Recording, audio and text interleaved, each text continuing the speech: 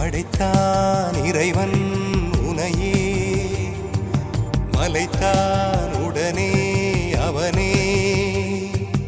அழகை படைக்கும் திறமை முழுக்க உன்னுடன் சார்ந்தது, என் விழி சேர்ந்தது. விடிய விடிய மடியில் கிடக்கும் பொன்வினை உன்மேனி மீட்டட்டும் என் மேனி. இறைவினில் வந்து கலந்திடு, வீரல் பட மெல்ல காணிந்திடு.